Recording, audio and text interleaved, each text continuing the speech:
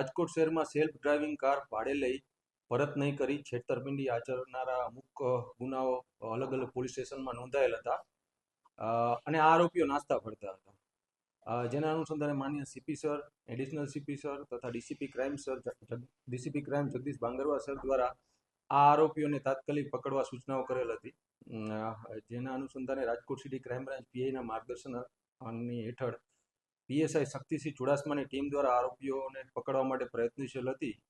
ત્યારબાદ technical surveillance અને human ઇન્ટેલિજન્સની મદદથી આ ગુનાના 2 આરોપીઓ દર્પણ મનસુખલાલ મણવર કે જે રાજકોટનો જ રહેવાસી છે, આ ઉપરાંત આમિરભાઈ અસલમભાઈ વોરા કે જે સોજિત્રા જિલ્લા આણંદ રહેવાસી છે, બંનેને 2 મહિન્દ્રા થાર ગાડી સાથે પકડવામાં આવેલ છે.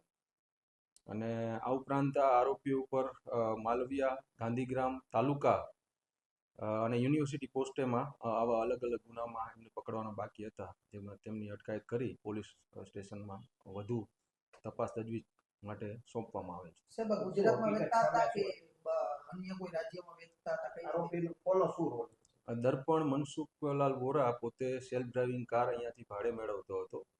એનું દિવસનું 7,500 રૂપિયા જેવું ભાડું હતું. એ પહેલાં 5-10 દિવસ આ ભાડું ચૂકવતો પણ કરી અને ત્યારબાદ તે સોજિત્રામાં આમિરભાઈ અસલમભાઈ વોરા કે જેનું પોતાનું ગેરેજ છે તેને વેચી દેતો. આમિર અસલમ વોરા એમાંથી જીપીએસ કાઢી નાખીને આ ગાડીને બારોબારના રાજ્યમાં વેચી દેતો.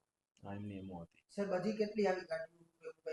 હજી સુધીના આપણને 4 ગાડીનો બાતમી મળેલ હતી, તેમાંથી ઓલમોસ્ટ બધી ગાડી રિકવર કરવામાં આવેલ છે અને હજુ પણ વધુ તપાસ તજવીજમાં જો વધુ નીકળશે તો આપણે જણાવો.